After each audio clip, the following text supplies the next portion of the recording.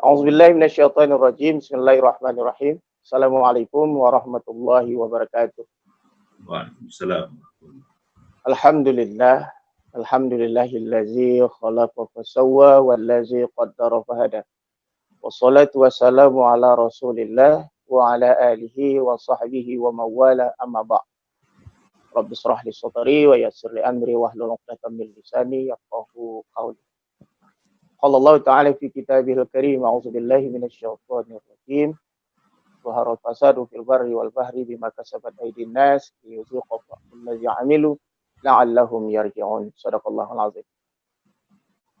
Alhamdulillah, bersyukur kita kepada Allah pada kesempatan hari ini kita diberikan Allah kemuliaan untuk bertemu, bertatap muka walaupun tidak langsung di channel Zoom ini.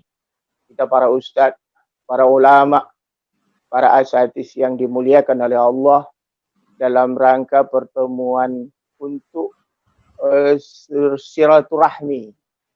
Dan mumpung hari ini masih dalam suasana Syawal, penghujung Syawal, saya mengucapkan taqabbalallahu minna wa minkum wa siyamana wa siyamukum minal aidin wal faidin.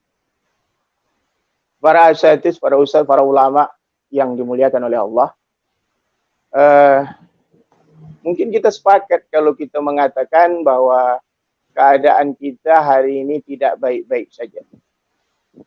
Kita mungkin sepakat semua mengatakan bahwa keadaan dunia pada hari ini tidak sedang baik-baik saja.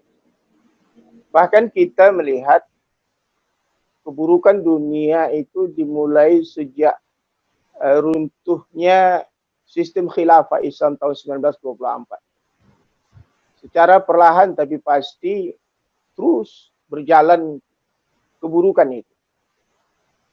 Permasalahan kemajuan sains teknologi itu memang ada, tapi itu tidak ukuran dari kebaikan suatu bangsa.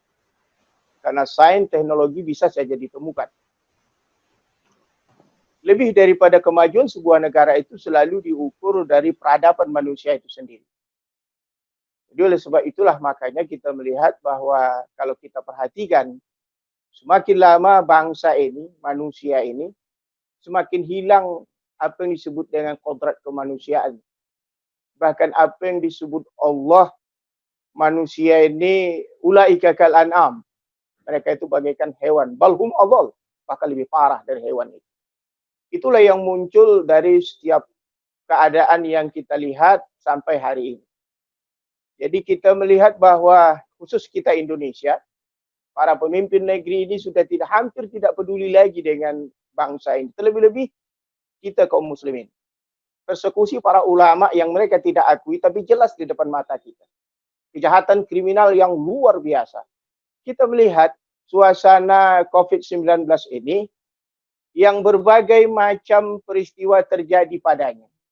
Kita melihat bahwa Allah Subhanahu wa Ta'ala menjadikan kita sebagai manusia yang berpikir, dan kemudian kita seharusnya melihat peristiwa ini agar kita disuruh agar kita lockdown.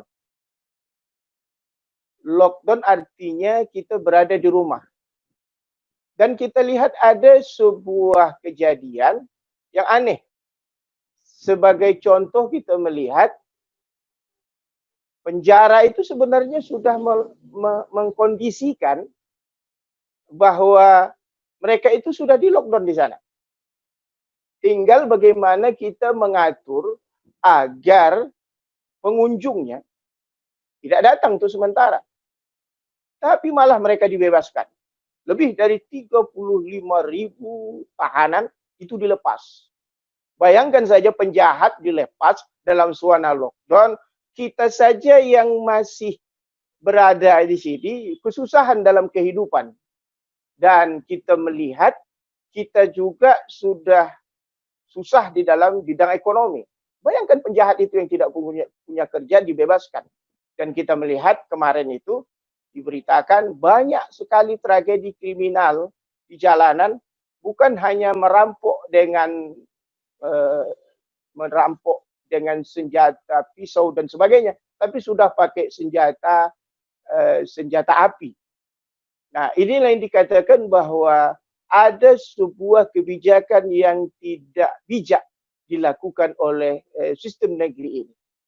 Ditambah lagi kita sebagai masyarakat, kita sangat merasakan bahwasanya kita sekarang ini sudah disuruh berada di rumah, kita tidak diurusi, tidak diberikan santunan, bahkan adapun santunan itu ada, tidak menyentuh kepada rakyat, dan ini luar biasa. Nah, kemudian lebih parah lagi seperti apa yang dikatakan Ustaz Hafiz Abdul Rahman tadi. Sudahlah kita dibiarkan hidup begitu, kemudian apa yang dilakukan oleh negara kepada kita?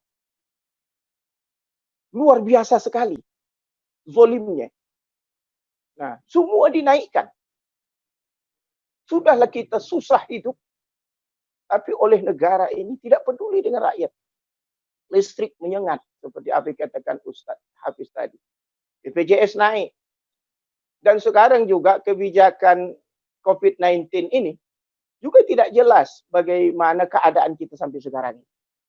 Nah, ditambah lagi kita sudah mengalami apa yang disebut dengan new normal. Arti kita sudah normal kembali gitu. Hidup sebagaimana biasa kembali di tengah-tengah COVID-19 ini yang sedang mewabah luar biasa. Nah, itulah yang dikatakan apa yang kita lihat sebagai umat.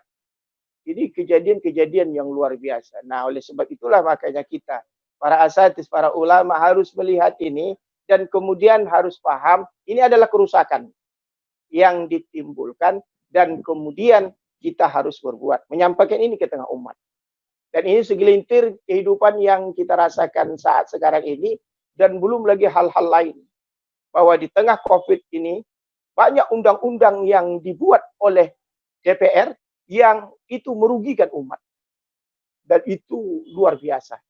Oleh sebab itu makanya fasad, seperti kata Ustaz Hafiz Abdul Rahman tadi, fasad yang terjadi ini jelas karena kita tidak mau kembali kepada Allah dan Rasul. Fasad yang terjadi ini akibat kesalahan dan dosa-dosa kita.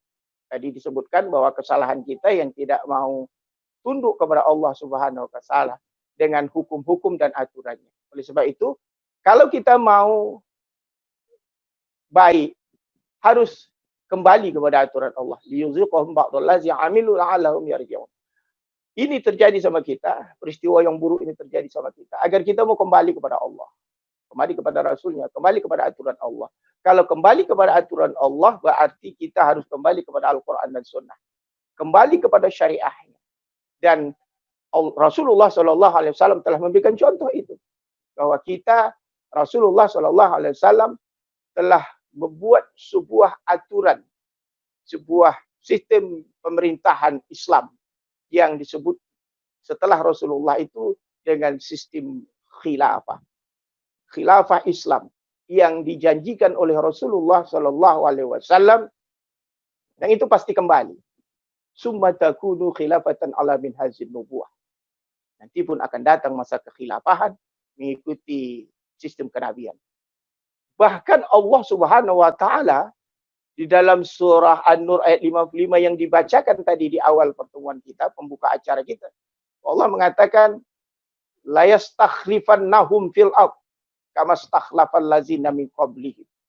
Allah akan memberikan kekuasaan kepada kita.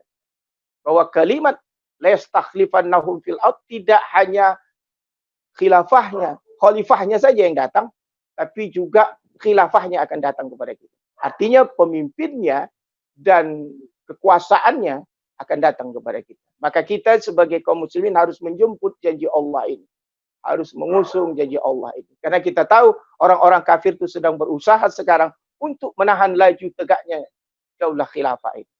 Dan kita sebagai kaum muslimin harus melakukan perbuatan nyata mendakwahkan Islam agar khilafah tegak. Demikian saja, kurang dan lebih mohon maaf kepada Allah, mohon ampun. Usikum wa nafsi bitaqwallah. Assalamualaikum warahmatullahi wabarakatuh.